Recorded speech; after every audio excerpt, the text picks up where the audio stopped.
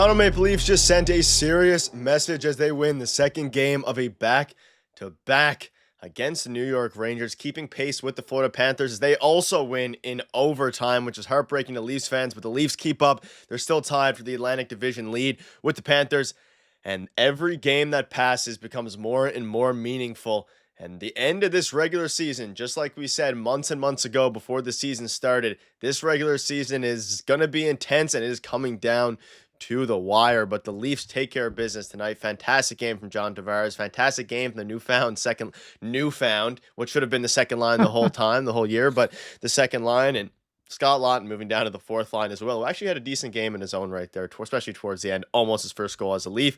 And of course, the question that comes up now is Anthony Solars versus Joseph Wall. But ladies and gentlemen, welcome in. Fantastic win. The biggest win of, every win now is the biggest win of the season, keeping pace with the Florida Panthers. But Darius, huge win. A fantastic game. They outplayed the Rangers, and Anthony Solar stood in his head there at the end. But regardless of that, the team did their job. Fantastic win. What's up, Jim, Nick, Daniel, everybody, Bobby, Eric, Jack, everybody, welcome in. Huge win, and I'm sure Jim's excited about this one. And the big question mark in between these in the panel from Elliot Freeman and Nick Kyprios and all these different guys is about the goaltending, which I want to talk about later. But for now, big win on the back of John Tavares' best game in a while. Yeah, he had a great game, another great game, 29 goals on the season. This guy is still scoring 30 goals at his age consistently for the Maple Leafs. So he's been fantastic. I don't see him really slowing down, right? Like I think that he's probably going to resign in Toronto. We'll get there when we get there, but another great game for John Tavares. And that second line, I like Bobby McMahon with those two. I really like that. Holmberg has been okay with them, right? And they've been doing their thing. They haven't looked horrible, but I think McMahon just adds another layer, new dynamic to that line. So he's been fantastic. And even the fourth line, like you said today, David Kemp makes some very interesting plays. I'll just put it like that, but not bad plays. It's just like what he does with the puck is very interesting. But no, Scott Laughton I thought was fine. Obviously, you don't want to give up a first round pick for a guy who's going to play on your fourth line. But if you're winning and it works, then it's fine as long as you're going to go deep in the playoffs, right? That's all that matters at this point. So they looked very good, and that I know it was a 4-3 final, but it wasn't particularly close to me the entire game. Like this was a convincing win. Yesterday I thought was a pretty good win. Like you're right there with a team who, should win the Stanley Cup. Like a lot of people would pick the Avalanche to win the Stanley Cup. So you're right there with that team on the first half of back-to-back, second half of back-to-back. You beat this team who's desperate to make the playoffs. So again, it was a convincing win to me. And that's also the difference between, that's a team that could end up in the playoffs. And I feel like the Leafs are significantly, like if they were to play the Rangers in a 7-game series, I would feel very confident. I've said that before about other teams, but no, I think that there's a big difference there, especially for a team with as much urgency as I thought that the Rangers needed to bring to this game. You still beat them convincingly, I thought, even though the score was close. But Stolarz, we got to get into the goaltending too at some point, but I'll just say my piece here quickly that we're going to be talking about this because he was good. I thought he played well, and Woll played a really good game last night. So I don't know if they keep both playing well. I honestly think if they're both playing really well down the stretch, it might be Woll. I'm just saying it could be Woll, but we'll see. But he had a good bounce back game for Stolarz today. Yeah, it was a very good one. Also, Jim, we'll get the call-in number going here in a minute. Yeah, my as apologies. well. Back-to-back nights, things get lost in the shuffle here. Jake McKay, yeah, regarding the goaltending, I mean, I've been a big Anthony Stolarz guy. Joseph Wall's looked good. Elliot Freeman seems to be on the Anthony Stolarz pill, whereas Nick Kyprios and the other guys are pretty confident in Joseph Wall. There is, Jim. I see. I predicted it before it even happened. But yeah, I mean, regarding tonight's game, it was also the best game Bobby McMahon has had. I'd argue his best game as a Leaf. He was absolutely everywhere tonight. And again, the big question mark now going forward is going to be who the goaltender is. He stood in his head there at the end, and again, he's just as good as he's been better than Joseph Wall, I think, when you come back from a totality standpoint. However, as it pertains to actually, of course, the playoffs, what really matters is how you are over the past handful of games. We're now only, how many games left? 13, I believe, something like that. I want to say like 12. Yeah, 12, might be 13. 12 or 13 games left. The Leafs are in a fantastic spot. Riley with one of horrible game, but I mean that's fine. It's classic Morgan Riley at this point, and it is what it is. Fans are not happy with him. Horrible as in one play. Definitely stood out to me. I don't know how you don't clear the puck there, but it is what it is.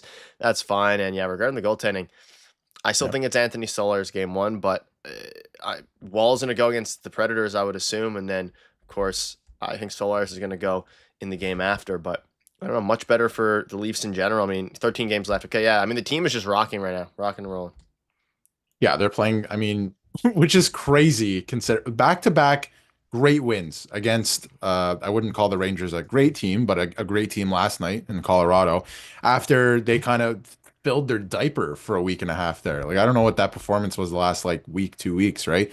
But they came in these last two games and I feel pretty confident. Like some of the work that they were doing tonight to even shut things down was very like I feel good about it. I feel good about this team when they play this way and we know that it's there, right? That's where the frustration I think comes in. So they got to continue it. Nashville cannot score. Like that is a team that can't score. You're in Nashville on Saturday. That should be a win. You should pick up a win there. Then you're heading back home to play Philly. You can win that game too. Like Philly's horrible, right? Like genuinely horrible. So a couple wins you could pick up there. Again, we've seen it in the NHL. Anybody can beat anybody on any given night, but you should come in with that mentality of we are an elite team. We're fighting for first. We're going to pick up these wins because these are teams that are less than us. And you play the Sharks again next week. So do you want some revenge or what, right? Because they beat you in a shootout and that was pretty embarrassing. So they have a couple games coming up here that they can definitely, if not keep pace, they can take over that number one seed, at least in the Atlantic. Yeah, and the Senators lose, so that helps, I guess, kind of the Leafs. And if you think the Senators were going to catch them in any regard, and then unfortunately, as Eric pointed out at the top of the stream, Panthers won in overtime. Would have been a really big loss, I guess, would have been if that would have happened. But again, either way, they would have gotten a point. And yeah, that's a good point. The Rangers are just bad now. They're just bad this year. The Rangers are definitely a should be team. Definitely a should be team, and they're just not. I don't understand them. I'm not going to get into the Rangers now. You can see that somewhere else, but yeah, brutal, brutal. But they do have a lot of offensive weapons, and I thought that the Leafs, especially like stationary offensive weapons like Chris Kreider and stuff, and I thought the Leafs did a good job of just saying, nah, not tonight. That's not happening. Not for us. No. We're going to win this game. So thought that was good. I can't believe after that game. I mean, yeah, you were right, Jay. I mean, at the end of the day, when it comes to, I mean, I think we all kind of, to some degree, wanted Bobby McMahon on the second line. I'm going to take credit. I predicted Cal Yarncroc out and David Kampf in, so I'm taking that one. The kept Scott Laughton on the fourth line, who almost had a goal. Looked more aggressive right off rip. I thought he had two shots. He does have two shots on goal. Yeah, so he had two shots on goal. One of them within the first, I think it's second shift, and then of course one towards the end. I mean, everyone played pretty good. Pontus is a little bit interesting. I almost wonder if I'd rather try Alex Steves on that third line instead of Pontus Holmberg at this point and see how that goes. But might be too late for that, depending on how they decide to manage everything going forward. I'm excited for this impact score chart as it just came out as I said that. So nice. I'm going to grab that now. And leave your predictions. I did want to say something. Oh yeah, leave your predictions in the comments. We'll get to that. Actually, this is fun. I get to actually guess this time as well again. But I did want to say that Scott Laughton, because you touched on Scott Laughton, I thought he looked a lot better tonight. Still pretty bad, I think, but overall, yeah. Sure, but a lot better than he's been playing. He looked more calm to me. Like he wasn't like trying to force garbage plays like he's been the last little while just because I'm new here. Like I thought he's actually settled in tonight, which was nice. So we'll see where that takes him. Hasn't been a great start for him. I think Carlo's been great. Yeah. The blender was out tonight for the defensive And I think that's pairings. mainly because of Morgan Riley. And it absolutely is, because Berube's looking and he goes, I have two good defense pairings, but Morgan Riley is such a liability right now. I need to get three mid pairings, like just something that kind of neutralizes that. So I don't know what the plan is. I don't think they know what the plan is. They're just going to keep trying things until it's like, okay, this might work a little bit better where we're not being exposed. So it's not great. But I think Carlo, with everyone he's played with, looks good. Right. And it's not just him. It's obviously his partner. Like when he's been with Benoit, I think that's looked pretty good. He was playing tonight with OEL a little bit. I thought that was all right, too. So we'll see what they land on. But they're going to experiment again, I think, on Saturday. Like the blender is going to be out till the rest of the season, I think. So, yeah, very interesting impact score card here today. I would imagine top three are like Tavares, Tanev, Nyes, maybe Nylander. Okay, well, you gave 4. You're 2 for 4. I wonder who's a lot. Could be Jake McCabe again. Nope. Interesting. Defenseman. Who name the 3 you have? I want to say Tavares. Okay. Who did I have? Tanev. I feel like those are 2 in there. Nope. Tanev's not up there. Wow. Who did I say? Tavares Nyes? Nope. All right, so it is William Nylander 1, That was Nylander. John Tavares 2, Bobby McMahon 3. Bobby McMahon, second line, right there. I said his There you best go. game as a Leaf. Yeah. Looked very good. Towards the bottom, Robo, which looked terrible. Pontus, who I also said looked terrible. It's good. We can kind of start to judge these impact scorecards now just by watching, which you kind of could always do, but now you can kind of start to tell. Scott you see Laughton, it. even though he's towards the bottom, he was still positive net, so that's good Yeah. overall. Same with David Kemp, same with Steven Lawrence. Very small graphs tonight, which means a very responsible defensive game is what that is. Low event. Yeah, I like that. I actually do like seeing that. I like seeing very little negative impact and then barely anything either way. That's perfect for your bottom, for your fourth lines there. So it's an impressive guess, Crunchy. Not bad. But I do think that top line. I mean, the line that's at the top. That's actually crazy. That's literally line. the second line. Yeah, it's second line, fantastic tonight. No negative impact. When you look at, it's interesting with OEL and Morgan Riley there. It's like that kind of makes sense for Brandon Carlo if you look at that. Like okay, makes sense, right? But when you look at Morgan Riley, it's like, oh my goodness, like complete opposite. Yeah. But Carlo, you look at that and you're like, that's not, it makes sense because he's more defensively minded. So you're like, okay, like that could make Carlo some had sense, a good game, really good game. Yeah, but Morgan Riley, that's Jake McCabe, 3 points. I mean, Carlo's been really good. That trade is looking like, I mean, it's not a finesse because you gave up Fraser Minton, but very, very good value. Helps you now. And retained salary and for 2 more years. The best trade. Also, if you're happy with the Leafs win, hit the like button. Let's try to get to 50 likes. Yeah, Jim, I agree. I mean, Benoit looked good as well. I mean, it wasn't as good as some of his other games, but he still looked fine. The only players who really looked, I mean, Mitch Marner was pretty quiet. Weird, quiet night. Sometimes it's okay. I have to be honest. I think that's the beauty of the Leafs, where it's yesterday you don't hear Nylander too much, right? You don't hear from him too much. Tonight you're hearing from him. It's pretty loud, but you don't hear from the other guys, but you still win. I think that's kind of the idea of why they sign this many guys, all these top talents, that it works out this way. It doesn't always work out this way, more times than not, actually. But yeah, it's I think that's what you want. And Marner, I would say, took the night off, obviously still on the PK and stuff like that, but I'm not too concerned about that tonight. But I would be concerned about it if it was the playoffs, because you got to lock in the playoffs. Yeah, it is very interesting. That confused me for a minute. Yeah. We have a Leafs Digest, I guess, look-alike, I guess we'll go with for now. Look-alike. Imposter. It's like when... for any of your wrestling fans in the chat, it's like when Imposter Kane came in. It's the same guy, but with a mask. 7 points tonight and looked incredible, especially that, yeah. Also, I'm very interested to see what they actually do with Pontus Holmberg down the stretch, because it's going to be one of the biggest points of conversation is how Pontus Holmberg again, Alex Steeves is still available. You have some other guys available as well. Ryan Reeves, in theory, available. It's going to be very, very interesting to see what happens on that front. But we'll get Jim in here in a second. One other thing, Marner will become a regular Mitch in the playoffs. Yeah, hopefully not. We'll see. We'll see. I have faith. We're at this point now. He wasn't traded. We're here, so I'm just gonna enjoy this for what it is at this point. But we'll see. I'm holding my breath. All right. Also, if my face isn't as bright, I'm turning the light away from me. It's making me. I'm already sick, and it's giving me a brutal migraine. So we're turning it away for a little bit. Apologies if the lighting isn't up to par. All right, Jim, welcome in. It is a back-to-back win, back-to-back nights. The vibe is good, and the Leafs are back. I mean, still tied for first, but they keep up with the Florida Panthers here.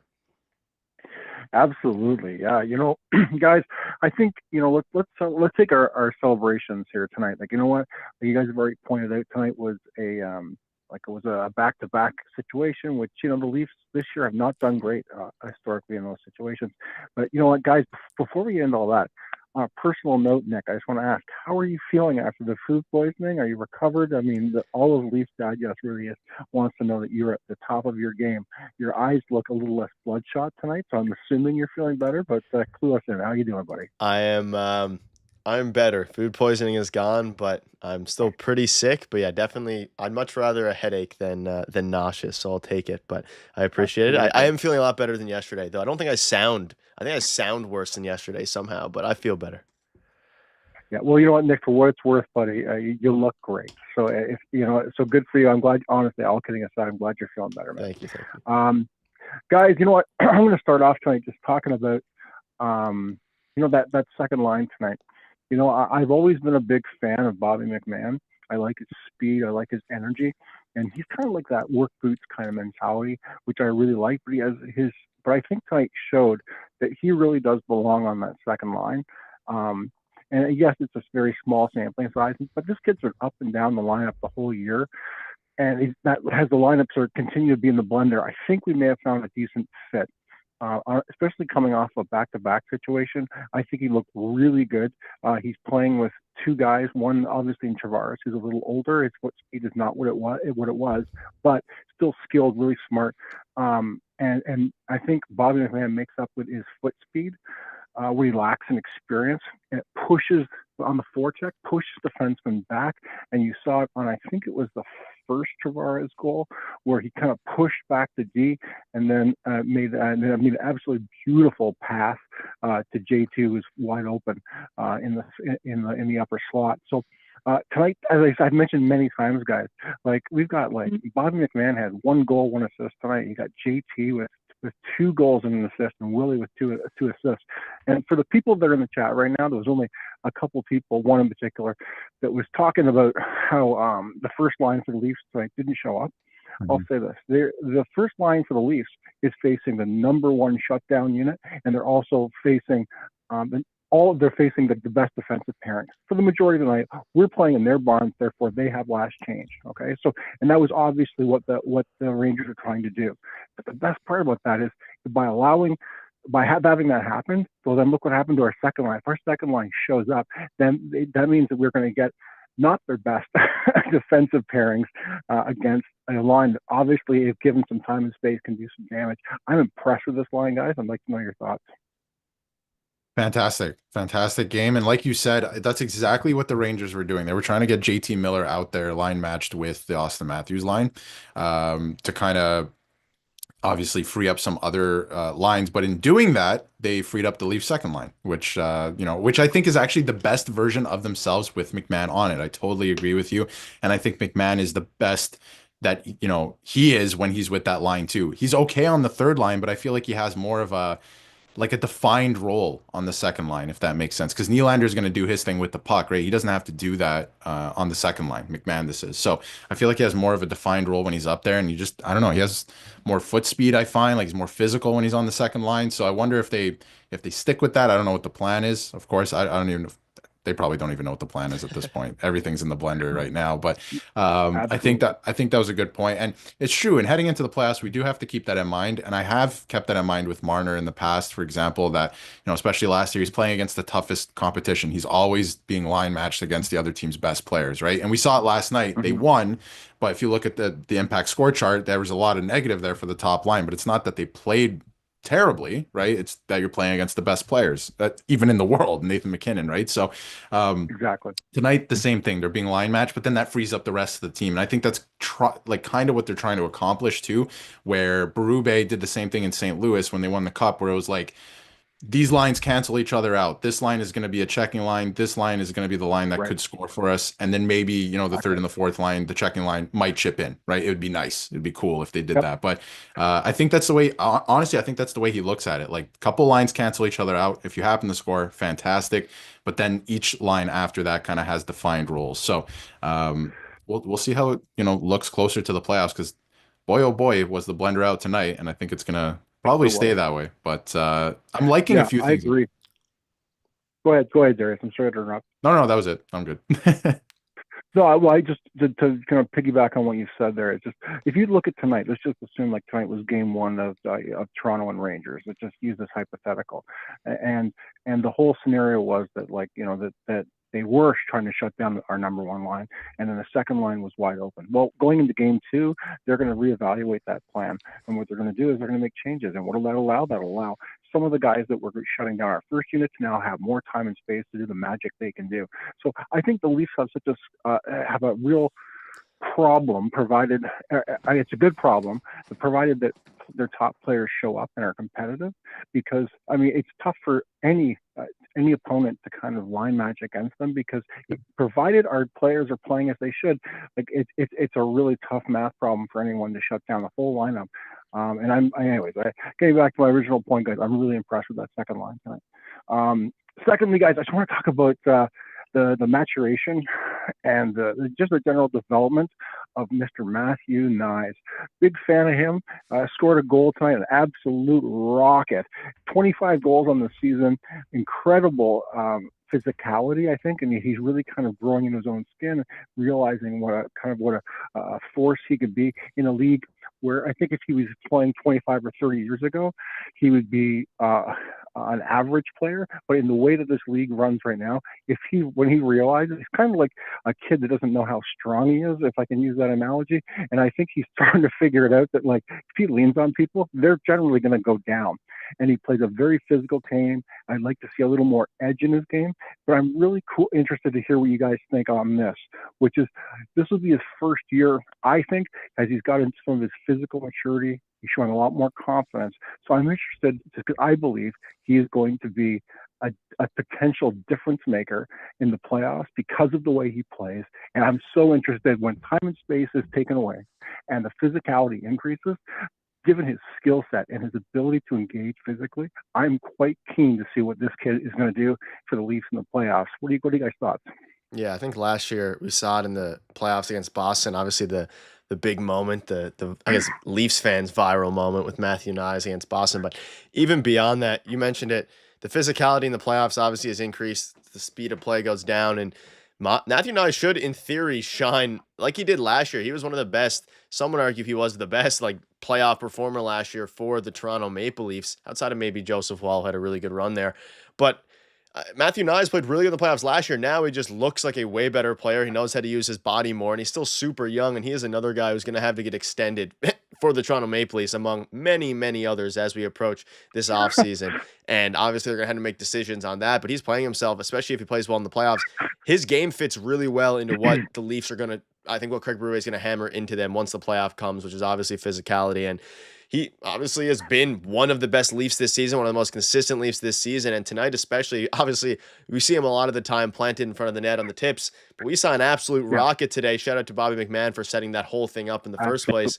I mean, he should be, in theory, one of the better playoff performers for the Leafs. And that's why Leafs fans should know playoff hockey is so much different than regular season hockey with the way that we've been losing the series over the past half decade.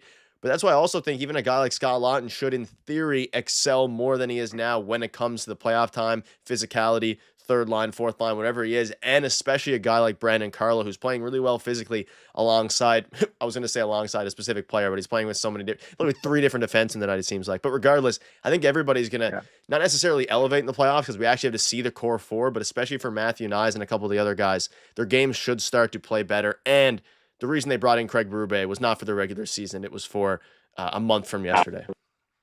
Couldn't agree more, Nick.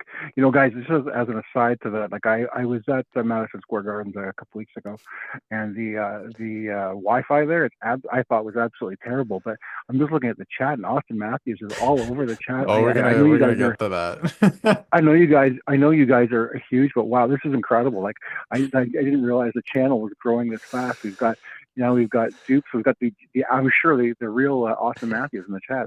I mean, Jim, speaking of Wi-Fi at MSG, I didn't know the Leafs plane had Wi-Fi. And Austin Matthews is in the chat on the charter flight home.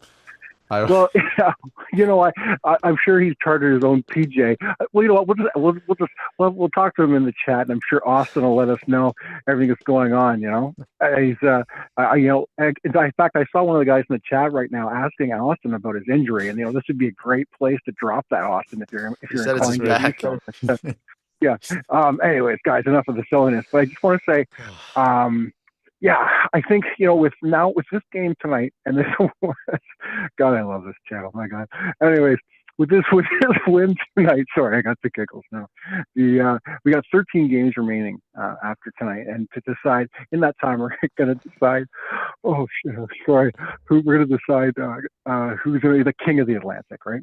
So we've got, I think I took a look at the schedule for the Leafs for Florida and for Tampa Bay moving forward. And you know what's funny is I think if I was the schedule maker, I'm thinking I'm absolutely telling everyone what a genius I am if I'm that guy, because the Leafs play Tampa Bay once in that 13 games, and we play Florida twice, which is, you know what, those games are going to be absolutely electric. And in that time, the Leafs actually play some, I'm going to say garbage teams, some of them, Nashville, San Jose, Anaheim. Although, you know, San Jose actually lit us up the last time, so maybe I should be careful with giving them, you know, bulletin board material.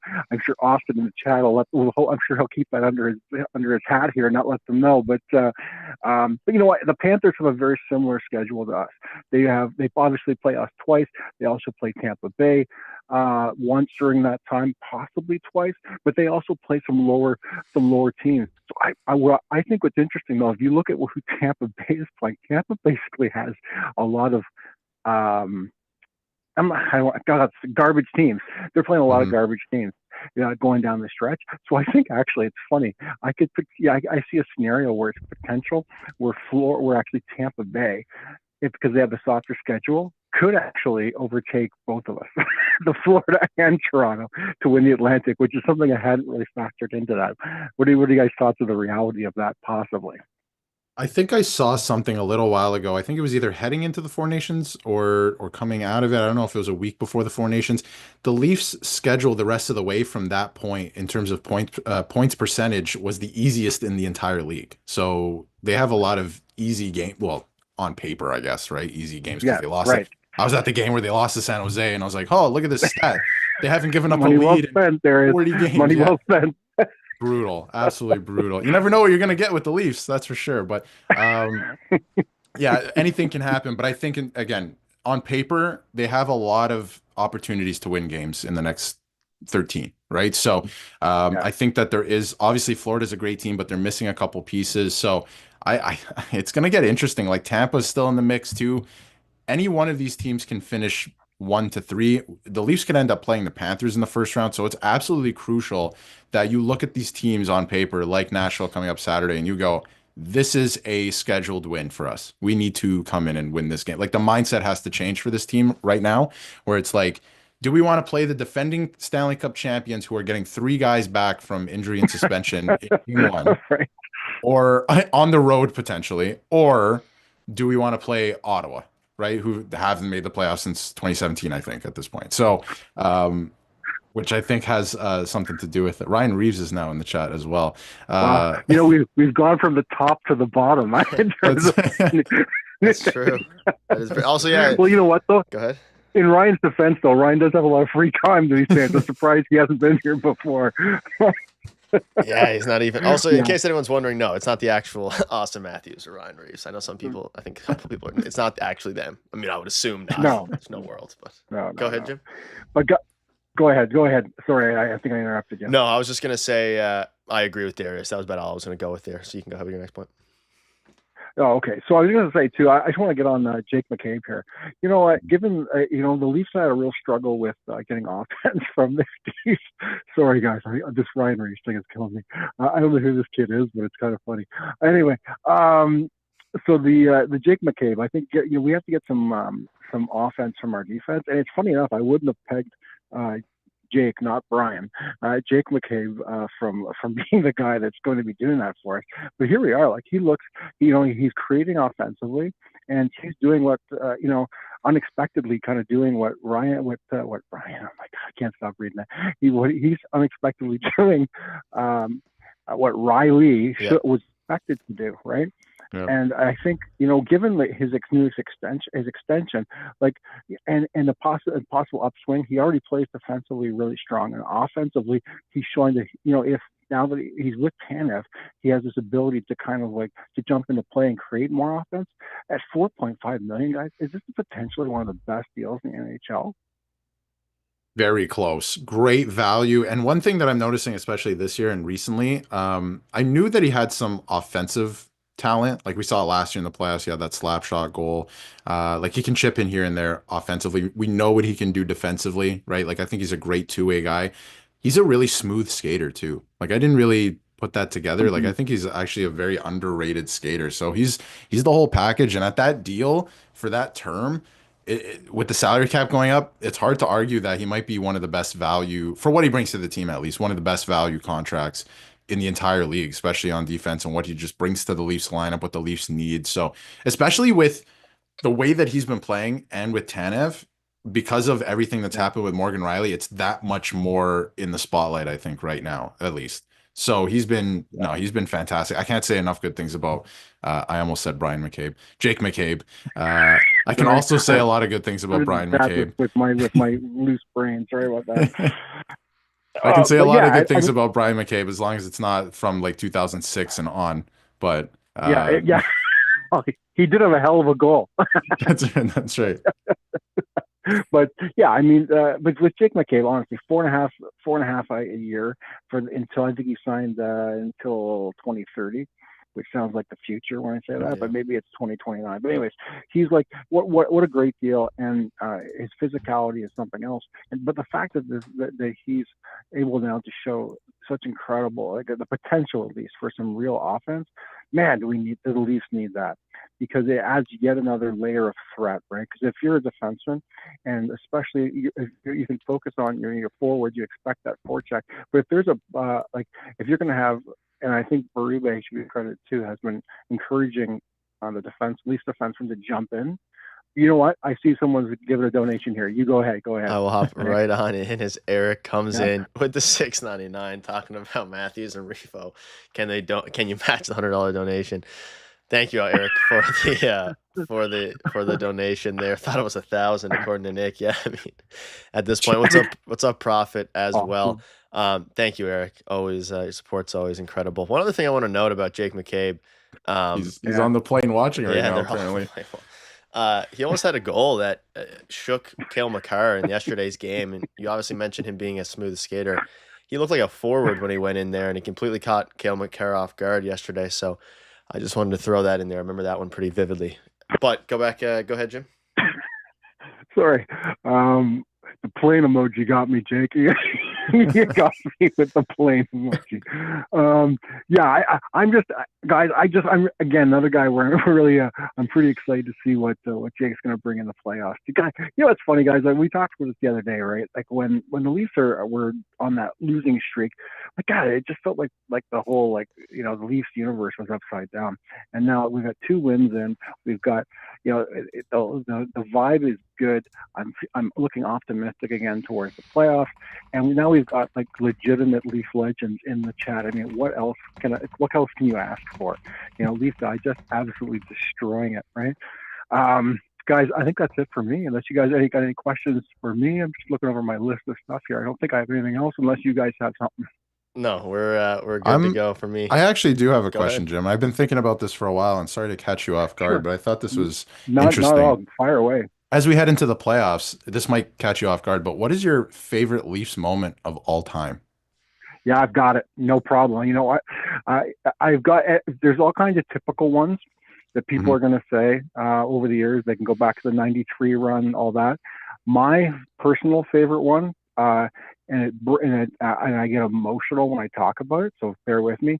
And I don't know why. It's probably because I love the player so much.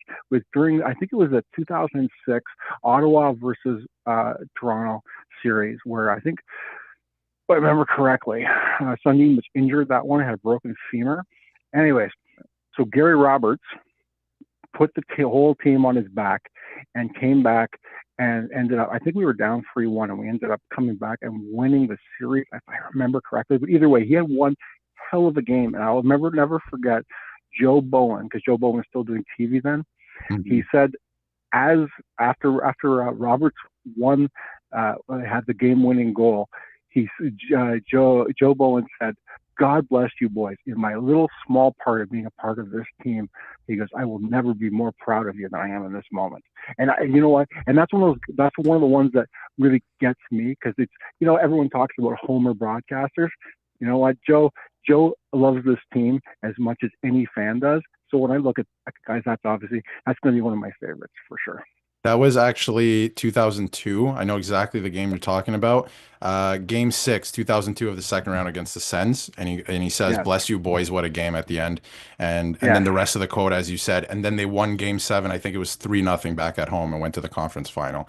And yeah, yeah. Sundin, like you said, was out the entire time, and Gary Roberts said, "This is all right, boys, hop on, like we're still Absolutely. doing it, we're still doing it, we're still going." So that's the Yep. stuff I think we're kind of missing now. So no, that's I love that. Yeah.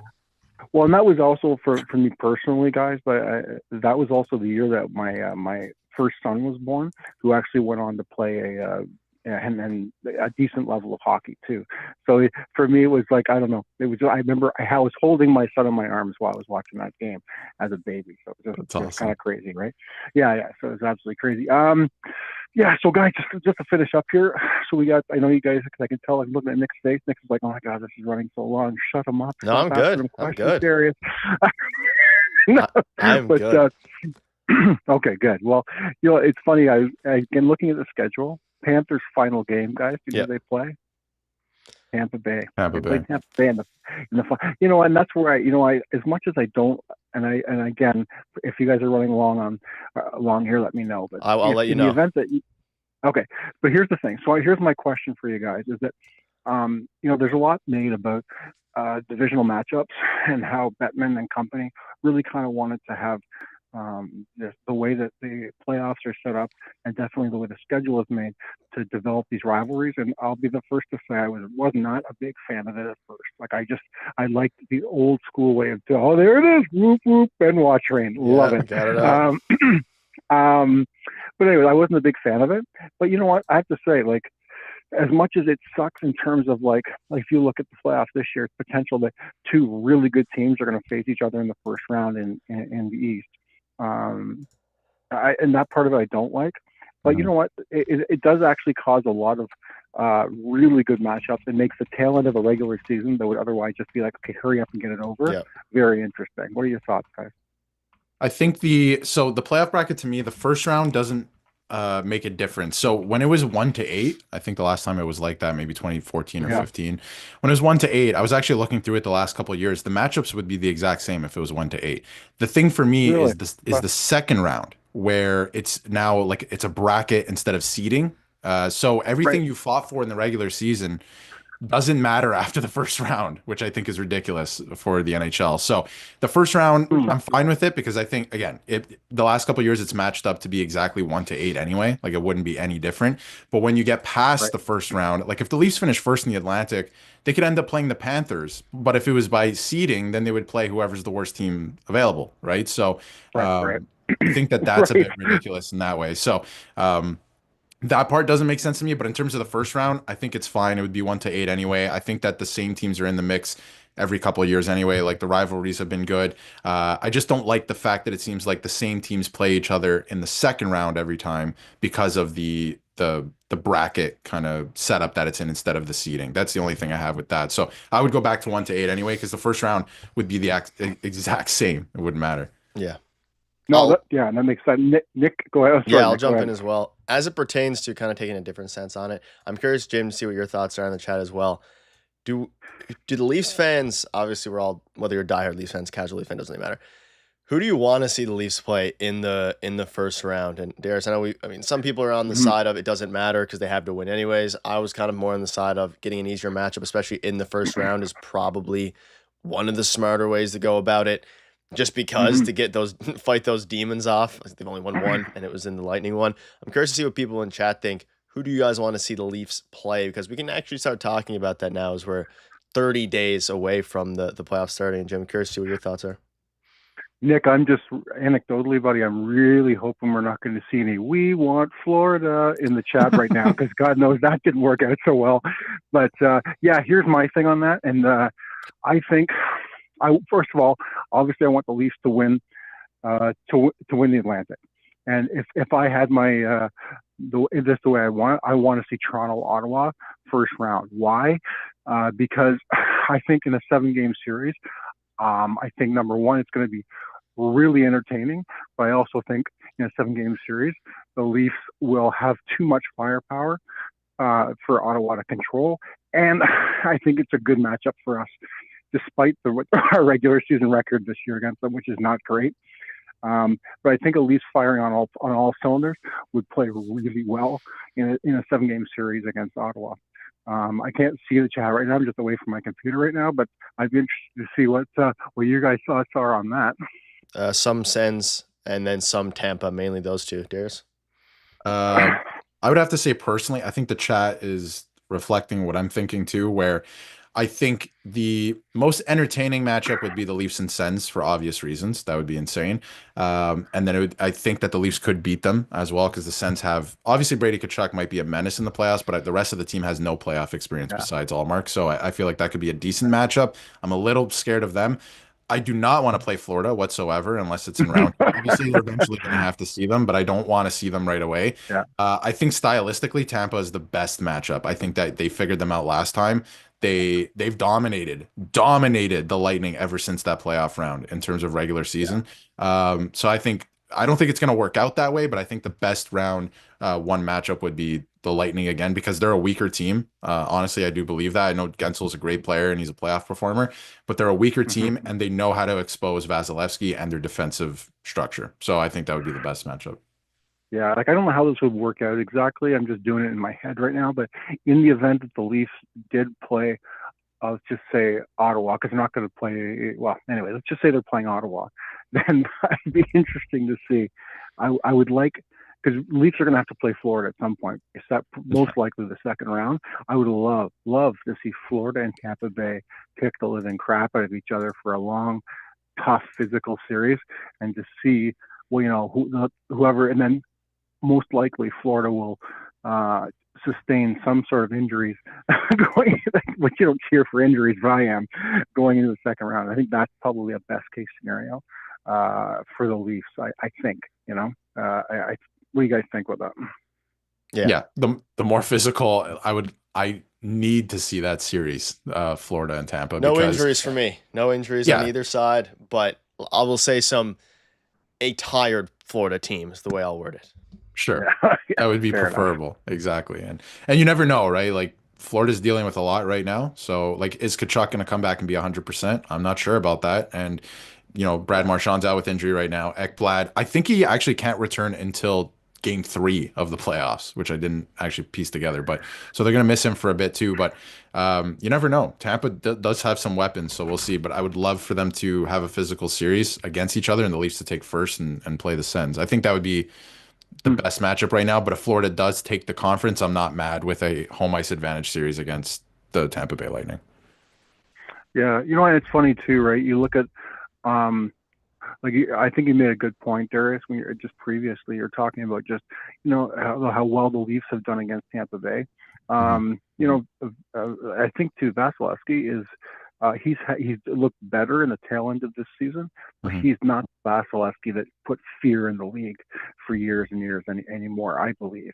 I think he might be able to catch some lightning in a bottle for a series, which can be scary, but I think he's on the downside of his career, and so I think that's a great matchup for us. But yeah, man, would I love to see Florida and Toronto and Tampa Bay and that market. That Gary Bettman would absolutely love that.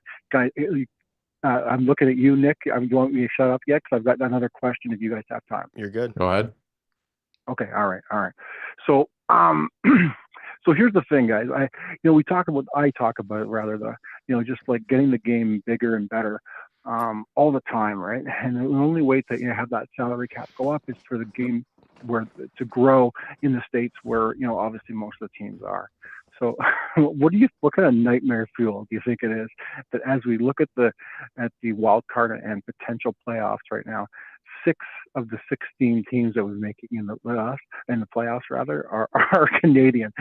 Well, how do you guys feel? What do you guys think? Rather that the NHL commissioner Jack, oh my God, the NHL commissioner is thinking about that because I would think he's not. That's not exactly the plan that he would want to have drawn up. Thoughts? Oh no, he hates this. He absolutely hates every second of this. He is praying that the Montreal Canadiens end up falling out of that wild card spot so then the New York Rangers can make it. But all jokes aside, I think that Florida making it is and obviously winning the Stanley Cup is like a real concern of theirs. Like they want that to happen. Obviously, I'm not Yeah. saying they rigged the games or anything. I'm just saying like, they have invested interest of that in that happening. But I think that they hate the Canadian teams, all making the playoffs. I think that although the Canadian teams do bring in revenue to the league, like that is true, Hmm. right? But at the same time, I think that they want more exposure for other teams. And the Eastern Conference isn't necessarily full of them. I think it's more of a concern in the Western Conference. But at the same time, I mean, there is Carolina and stuff too, who do have a good fan base, but I feel like there's more they can capture there, just as an example there. But I think that they hate it. But me personally, I love it. If all 7 teams were to make it, that'd be fantastic. Like, I would love to Yeah. watch every Canadian team, like, because I think 2 of them might end up playing each other. I think it might be Calgary and Winnipeg, kind of depending on how that works out in the wild card there in the West. So I would love to watch a series like that. Although, it kind of sucks that one Canadian team has to go home, but I love watching stuff like that. But I know that the league wants more exposure for these, southern markets. Yeah, absolutely, absolutely. You know, guys, I don't think I got anything else unless you guys have anything else for me. I've talked on long enough, I think. I think you're good. I'll be in Toronto in 4 days from today. If you're up there still. Okay, all right. I will. Yeah, I will reach out. I've got a lot of stuff going on at the moment, but I Take will it easy. definitely reach out. Sounds Yeah, good. yeah.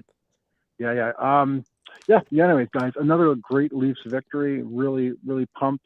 I just want to say, Nick, if you wouldn't mind putting the Benoit train back up on the screen, because I'm not sure if you're aware, but one of my favorite players is apparently in the chat right now. This has become Leaf Digest, although obviously it's your first stop should be anyone's first stop for the best Leafs information, has now become a bit of a stop for some of the best players in the NHL as well. Like it's just, I just, there it is. Simone, there you go, buddy. Anyways, guys, that's it for me. Love this channel. You guys are the best. And cheers to all my buddies in the chat, and obviously to the both of you. Hope you guys have a great night. Thanks so much for having me on. Thank you, Jim. Have a good night. Okay, well, Great calling as per usual, and of course Benoit in the chat as well. I was gonna say, I really wish Simone Benoit could be here tonight. Like we got Austin Matthews, Ryan Reeves. He's not even on the plane, Ryan Reeves, and he's in the chat. And Crazy. I was really hoping Simone Benoit could make it, but I do have to say, I really hope that my favorite player on the Leafs right now, Joseph Woll, can make it into the chat tonight. That'd be nice to see. Joseph, if you're out there on the plane. He's definitely gonna pop in too. Yeah. No, 100%. But one thing I did want to touch on, because we'll get to our 3 stars and probably wrap it up here shortly, but something that Jim said about Matthew Nyes and how he's coming into his own now. He is definitely doing that, but at the same time, I think this guy's going to be an absolute monster in the playoffs this year, based on the way, not only the way he plays, but what we've seen in the past. Tavares' goal to send them to round 2 a couple of years ago doesn't happen without Matthew Nyes and what he does on the boards and, his style of play. He scored a big goal in overtime in game 5 last year, right? Like these things, he's been doing it, but he's just taking it to another level this year. He's 25 goals this year. Like, did anyone predict that? I don't know. I don't know if I could say I predicted 25 and probably he's going to score 30 goals this season. Like, I don't know if anyone really predicted that. Maybe like 15, 20 goals, something like that. But He's back. He's been great. He's been great. He's back. And the Leafs they desperately need it. I don't know where they'd be without him. Or they'd be without half of their, obviously, like Matthews is having a down year under his standards, injuries. Pacioretty's been out forever. All these different things. Exactly, Jim. It is crazy. All right, let's dive into the 3 stars of the night. I'll let you go. Yeah, Bruce, we do know. We know it's fake. It's just joking around. In case anyone doesn't know, of course, it's not the real players. But it's always Nick, you mean that's not actually Austin Matthews? I'm so disappointed. Go ahead with your 3rd star. My 3rd star tonight is going to be Chris Tanev.